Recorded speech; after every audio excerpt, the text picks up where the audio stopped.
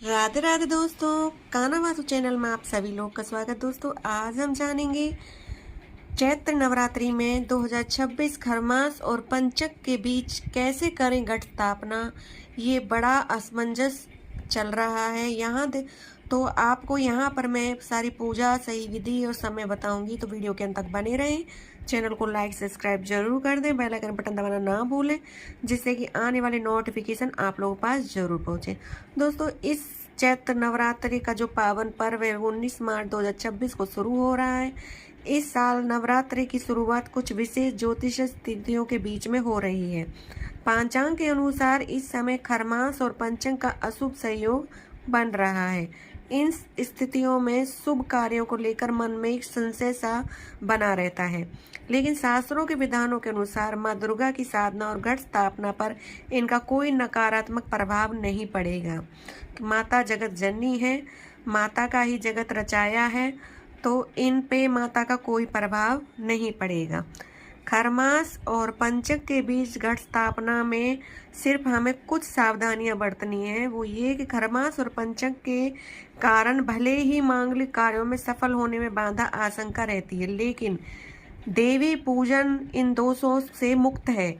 19 मार्च को नवरात्रि के पहले दिन घट स्थापना पूरी तरह निर्विघ्न होकर संपन्न होगी, क्योंकि मां का आगमन इस बार डोली में हो रहा है, जिसे ज्योतिष दृष्टि में अस्थिरता, भय, स्वास्थ्य संबंधी समस्याओं का संकेत माना जाता है। ऐसे में हमें इस समय अधिक धैर्य और सहजता के साथ व्यवहार करना चाहिए।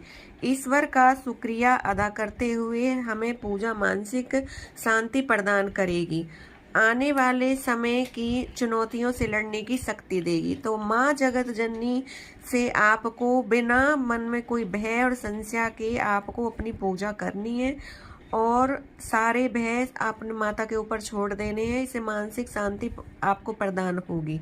तो ये चुनौतियों से लड़ने की शक्ति ही माता देती है, तो इसमें हमें कुछ घबराने की जरूरत नहीं है। घट स्थापना के लिए जो सबसे उत्तम शुभ मुहूर्त है वो मैं आप लोगों को बता देती हूँ। पूजा की जो सफलता के लिए सही समय का चुनाव करना बहुत जरूरी होता है।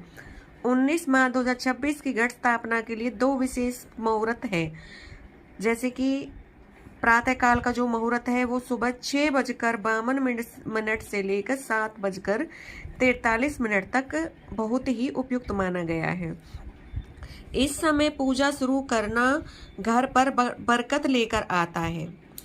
फिर आता है अभिजीत मुहूर्त। यदि आप सुबह पूजा नहीं कर पाते हैं तो दोपहर में आप कलश स्थापना आप बहुत अच्छे से कर सकते हो। 12:05 से शुरू है मुहूर्त और 12:53 के बीच में कलश स्थापित कर सकते हो।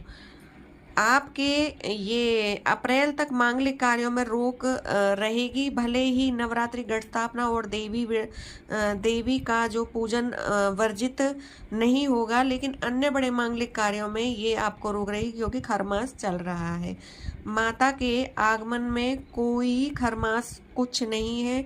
माता का आगमन हो रहा है डोली में, तो माता की अच्छे से पूजा अर्चना कीजिए, बिना भय के, बिना मन में शंका के। आप जो मैंने टाइम बताया उस हिसाब से आप घट स्थापना कीजिए, और जो भी आपका माता के प्रति आपका भोग प्रसाद है वो माता का आप अर्पण जरूर कीजिएगा।